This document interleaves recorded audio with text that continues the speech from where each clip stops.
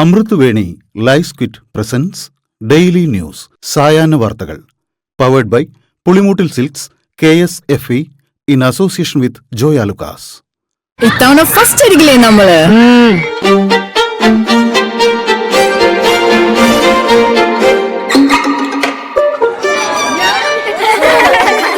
കുട്ടികൾക്കൊക്കെ പെയിൻ ശല്യം ഉണ്ടാകും. അതുകൊണ്ട് ലൈസ് കിറ്റ് ഉപയോഗിച്ച് ക്ലാസ്സിൽ വരാൻ പ്രത്യേകം ശ്രദ്ധിക്കണം. ലൈസ് കിറ്റ് ലൈസ് റിമൂവർ പെയിൻ ശല്യത്തിൽ നിന്നും ഉടനടി ആശ്വാസം. നമസ്കാരം, ഞാൻ നീതു കൃഷ്ണ.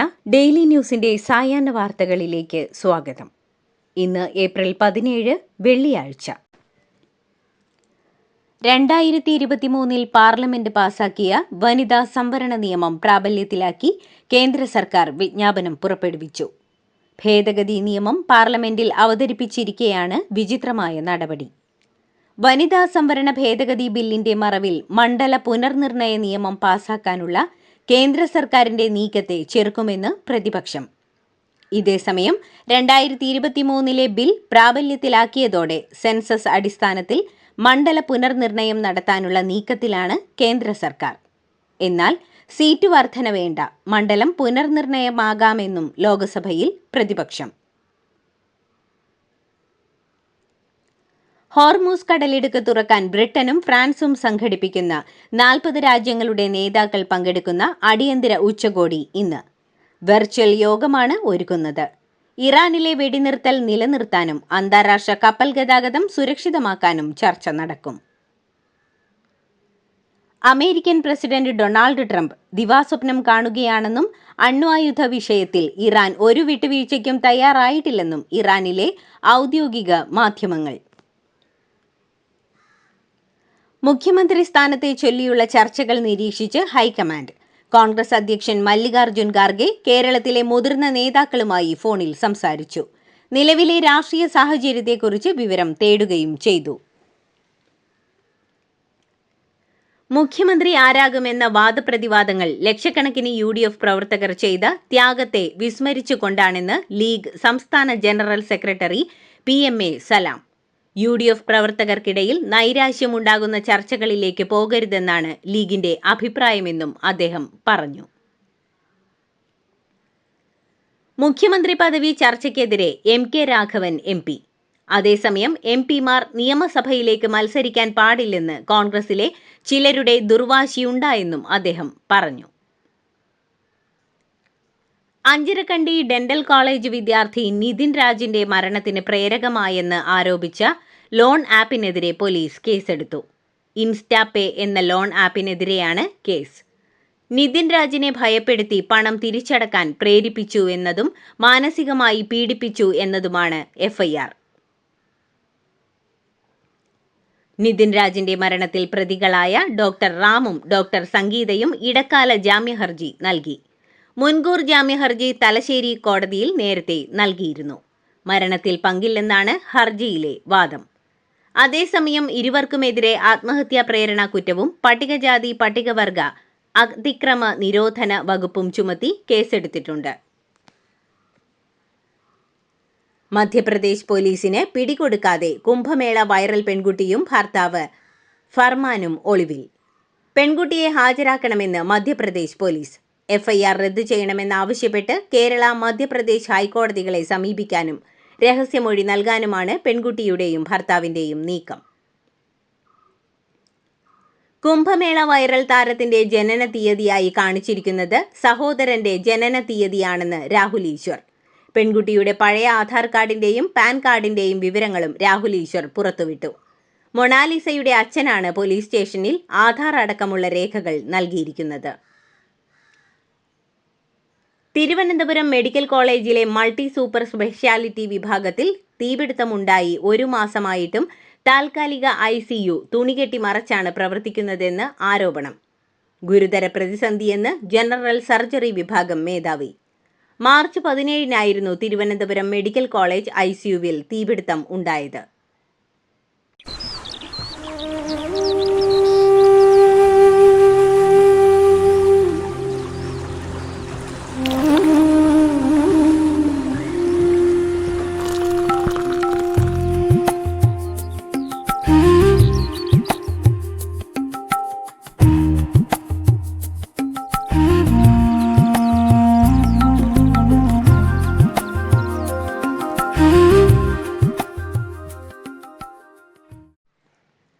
പാഠപുസ്തകങ്ങൾ ഗ്രാൻഡ് സ്ലാം ടൂർണമെന്റിന്റെ തീർന്നതോടെ കേരള ബുക്സ് ആൻഡ് പബ്ലിക്കേഷൻ സൊസൈറ്റിയിൽ അച്ചടി മന്ദഗതിയിലായി. പുറംചട്ട പേപ്പർ തീർന്നിട്ട് ഒരാഴ്ചയായി. ആവശ്യമായ പേപ്പർ ഉടൻ ലഭിക്കാത്ത പക്ഷം 2 ദിവസത്തിനകം അച്ചടി നിർത്തിവെക്കേണ്ടി വരും. വയനാട്ടിലെ സർക്കാർ ടൗൺഷിപ്പിൽ വിള്ളൽ വീണ ആദ്യഘട്ട വീടുകൾ ഊരാളുങ്കൽ ലേബർ സൊസൈറ്റി അധികൃതർ സന്ദർശിച്ചു. 2 വീടുകളിലാണ് വിള്ളലുണ്ടായത്. വീട് വാസയോഗ്യമാക്കാൻ നടത്തുന്ന ടെസ്റ്റുകൾക്കിടയിൽ ഇത്തരം സംഭവങ്ങൾ ഉണ്ടാകാറുണ്ടെന്നും പിന്നീട് പരിഹരിക്കുമെന്നും ഊരാളുങ്കൽ അറിയിച്ചു. ഗോത്രവർഗ പഞ്ചായത്തായ ഇടമലക്കുടിയിൽ 1 മാസമായി റേഷൻ അരി ലഭിച്ചില്ലെന്ന പരാതിയിൽ തുടരന്വേഷണത്തിന് ഉത്തരവിട്ട് ഇടുക്കി ജില്ലാ കളക്ടർ. റേഷൻ കടകളിൽ അരി സ്റ്റോക്കില്ലാത്ത സാഹചര്യത്തിലാണ് കളക്ടർ അന്വേഷണത്തിന് ഉത്തരവിട്ടത്. ദളിത് സ്ത്രീയെ ലൈംഗികമായി പീഡിപ്പിച്ചെന്ന പരാതിയിൽ പാലക്കാട് മുൻ കോൺഗ്രസ് കൗൺസിലർ പ്രശോഭിന്റെ മുൻകൂർ ജാമ്യാപേക്ഷ തള്ളി. മണ്ണാർക്കാട് കോടതിയാണ് പ്രശോഭ് സി വത്സന്റെ മുൻകൂർ ജാമ്യാപേക്ഷ തള്ളിയത്. JDU നേതാവ് ഹരിവൻഷ് നാരായൺ സിംഗ് രാജ്യസഭാ ഉപാധ്യക്ഷനായി 3ാം തവണയും തെരഞ്ഞെടുക്കപ്പെട്ടു. ഹരിവൻഷിന്റെ 2ാം കാലാവധി ഏപ്രിൽ 9 അവസാനിച്ചിരുന്നു. ഹരിവൻഷിനെ പ്രധാനമന്ത്രി നരേന്ദ്രമോദി അഭിനന്ദിച്ചു. 2023 വനിതാ സംവരണ ബില്ല് ഇന്നലെ വിജ്ഞാപനം ചെയ്തതിൽ ലോക്സഭയിൽ പ്രതിപക്ഷം പ്രതിഷേധിച്ചു. കോൺഗ്രസിന്റെ KC വേണുഗോപാലാണ് ഇക്കാര്യം ചൂണ്ടിക്കാട്ടിയത്. പിറകെ പാർലമെന്റിൽ തമിഴ് ശബ്ദം ഇല്ലാതാക്കാനുള്ള നീക്കമെന്നാരോപിച്ച് കനിമൊഴിയും രംഗത്തെത്തി. ജനസംഖ്യാ നിയന്ത്രണം നടപ്പാക്കിയ സംസ്ഥാനങ്ങൾക്ക് തിരിച്ചടിയാണ് ബില്ലെന്നും കനിമൊഴി പറഞ്ഞു. പ്രതിഷേധവുമായി സഭയിൽ കറുപ്പണിഞ്ഞാണ് DMK അംഗങ്ങൾ എത്തിയത്. ദക്ഷിണേന്ത്യൻ സംസ്ഥാനങ്ങളെ രാഷ്ട്രീയമായി ഇല്ലാതാക്കാനാണ് മോദി സർക്കാർ നടപ്പാക്കാൻ തിടുക്കം കാണിക്കുന്ന മണ്ഡല പുനർനിർണയ നിയമമെന്ന് കോൺഗ്രസ് നേതാവ് ശശി തരൂർ. പാർലമെന്റിലെ രാഷ്ട്രീയ സന്തുലിതാവസ്ഥ അട്ടിമറിക്കുകയും ഫെഡറലിസം തകർക്കുകയും ചെയ്തുകൊണ്ട് ഭരണം എക്കാലവും കൈപ്പിടിയിൽ ഒതുക്കാനുള്ള തന്ത്രമാണിതെന്നും ശശി തരൂർ. തമിഴ്നാട് മുഖ്യമന്ത്രി MK സ്റ്റാലിൻ നിഴൽ മുഖ്യമന്ത്രിയാണെന്നും സ്റ്റാലിനെ ഇരുട്ടത്തു നിർത്തി ഭരിക്കുന്നത് 4 മന്ത്രിമാരാണെന്നും പട്ടാളി മക്കൾ കക്ഷി അധ്യക്ഷൻ അൻപുമണി രാംദാസ്. മുഖ്യമന്ത്രി സ്റ്റാലിന്റെ നിഷ്ക്രിയത്വം മുതലാക്കുകയാണ് അവരെന്നും അദ്ദേഹം പറഞ്ഞു. രാജ്യം മാവോയിസ്റ്റ് സംഘർഷങ്ങളിൽ നിന്ന് മുക്തമായെന്ന് കേന്ദ്ര ആഭ്യന്തര മന്ത്രാലയം. ഡൽഹിയിൽ നടന്ന ഉന്നതതല അവലോകന യോഗത്തിൽ കേന്ദ്ര ആഭ്യന്തരമന്ത്രി അമിത് ഷാ ഇതു സംബന്ധിച്ച പ്രഖ്യാപനം നടത്തി. രാജ്യത്തെ ഇടത് തീവ്രവാദം അവസാനിപ്പിക്കാൻ 2015 അവതരിപ്പിച്ച പ്രതിരോധ പ്രവർത്തനങ്ങളുടെ വിജയമായാണ് കേന്ദ്രം ഇതിനെ വിശേഷിപ്പിച്ചത്. ചെങ്കോട്ട സ്ഫോടനത്തിൽ പ്രതികളായ ഡോക്ടർമാരെ ഉൾപ്പെടുത്തി പുതിയ കുറ്റപത്രം തയ്യാറാക്കി അന്വേഷണ ഏജൻസി. നൌഗാം പോലീസ് എടുത്ത കേസിൽ 10 പേരാണ് പ്രതികൾ. ഡോക്ടർ എന്ന തൊഴിലിനെ മറയാക്കി ഭീകരപ്രവർത്തനങ്ങളിൽ ഏർപ്പെട്ടെന്നും ഉന്നത വിദ്യാഭ്യാസമുള്ളവരെ ലക്ഷ്യമിട്ടെന്നുമാണ് കുറ്റപത്രത്തിൽ പറയുന്നത്.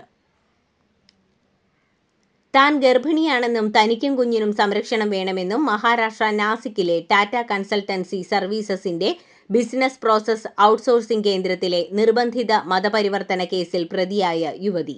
കോടതിയിൽ നൽകിയ ജാമ്യ ഹർജിയിലാണ് ഈ ആവശ്യം.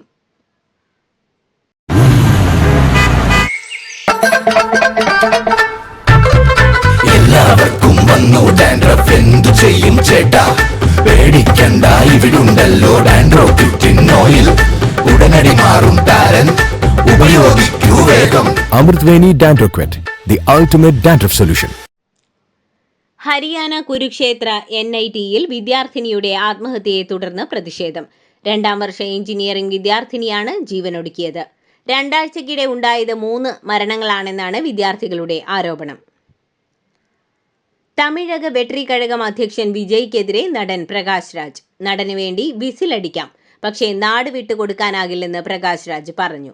ജനങ്ങളുടെ സ്നേഹം ദുരുപയോഗം ചെയ്യരുത്. സിനിമയിൽ മുഖ്യമന്ത്രിയായി അഭിനയിക്കാം, രാഷ്ട്രീയം അതല്ല എന്നും അദ്ദേഹം പറഞ്ഞു.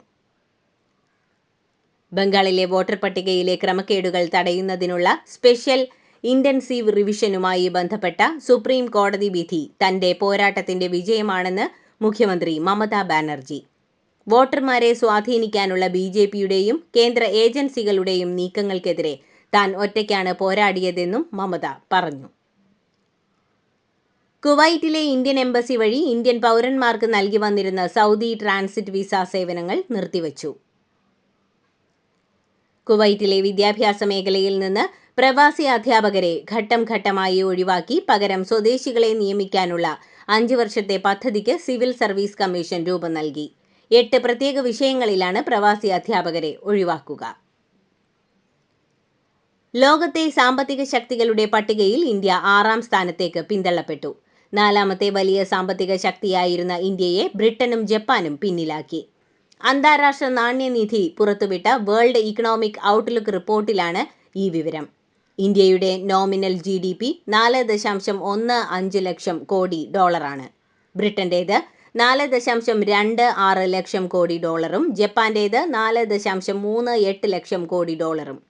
ഇന്ത്യൻ രൂപയുടെ മൂല്യം ഇടിഞ്ഞതാണ് പദവി തകർച്ചയ്ക്ക് കാരണം. GDP കണക്കാക്കുന്ന രീതിയിലെ മാറ്റവും തിരിച്ചടിയായി. ലോകത്തിലെ ഏറ്റവും ആഡംബരമേറിയ ഹോട്ടലുകളിലൊന്നായ ദുബായിലെ ബുർജ് അൽ അറബ് നവീകരണത്തിനായി 1.5 വർഷത്തേക്ക് അടച്ചിടുന്നു. 1999 പ്രവർത്തനം ആരംഭിച്ചതിനു ശേഷം ഇതാദ്യമായാണ് ഹോട്ടലിൽ ഇത്രയും വലിയ തോതിലുള്ള പുനരുദ്ധാരണ പ്രവർത്തനങ്ങൾ നടത്തുന്നത്. ഇന്ത്യൻ പ്രീമിയർ ലീഗിൽ ഗുജറാത്ത് ടൈറ്റൻസ് ഇന്ന് കൊൽക്കത്ത നൈറ്റ് റൈഡേഴ്സിനെ നേരിടും. വൈകിട്ട് 7:30 അഹമ്മദാബാദിലെ നരേന്ദ്രമോദി സ്റ്റേഡിയത്തിലാണ് മത്സരം. ഫ്രഞ്ച് ഓപ്പൺ ടെന്നീസ് ടൂർണമെന്റിന്റെ ആകെ സമ്മാനത്തുക 6.17 കോടി യൂറോ ആയി വർദ്ധിപ്പിച്ചു. ഏകദേശം 677 കോടി രൂപ. 9.5% വർധന. 53 ലക്ഷം യൂറോ, അതായത് 57 കോടി രൂപയിലധികം വർദ്ധിപ്പിച്ചു.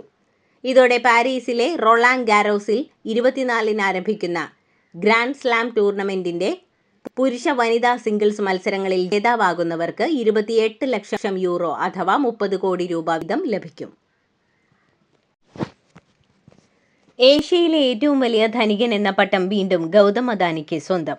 റിലയൻസ് ഇൻഡസ്ട്രീസ് അധിപൻ മുകേഷ് അംബാനിയെ പിന്നിലാക്കിയാണ് അദാനി ഗ്രൂപ്പ് ചെയർമാൻ ഈ നേട്ടം കൈവരിച്ചത്. ബ്ലൂംബെർഗ് ശതകോടീശ്വര പട്ടികയിലെ ഏറ്റവും പുതിയ കണക്കുകൾ പ്രകാരം 9,260 കോടി ഡോളറാണ് അദാനിയുടെ ആസ്തി. ആസ്തിയിൽ ഈ വർഷം മാത്രം 810 കോടി ഡോളറിന്റെ വർധനവുണ്ടായി. അതേസമയം റിലയൻസ് ഓഹരികളിലെ ഇടിവ് മൂലം മുകേഷ് അംബാനിയുടെ ആസ്തിയിൽ 1,690 കോടി ഡോളറിന്റെ കുറവുണ്ടായി. 9,080 കോടി ഡോളറാണ് നിലവിൽ അംബാനിയുടെ സമ്പാദ്യം. ലോക സമ്പന്നരുടെ പട്ടികയിൽ ഗൗതം അദാനി 19ാം സ്ഥാനത്താണ്. മുകേഷ് അംബാനി തൊട്ടു പിന്നാലെ 20ാം സ്ഥാനത്തുമുണ്ട്. ആഗോളതലത്തിൽ ഇലോൺ മസ്ക് തന്നെയാണ് ഏറ്റവും വലിയ ധനികൻ. 65,600 കോടി ഡോളറാണ് ആസ്തി. രണ്ടാമതുള്ള ലാറി പേജിന് 28,600 കോടി ഡോളർ ആസ്തിയുണ്ട്. ഇതോടുകൂടി ഡെയിലി ന്യൂസിന്റെ ഇന്നത്തെ സായാഹ്ന വാർത്തകൾ സമാപിക്കുന്നു. ഡെയിലി ന്യൂസിനു വേണ്ടി വാർത്തകൾ വായിച്ചത് നീതു കൃഷ്ണ. DailyNewsLive.in വാർത്തകൾ വിരൽത്തുമ്പിൽ.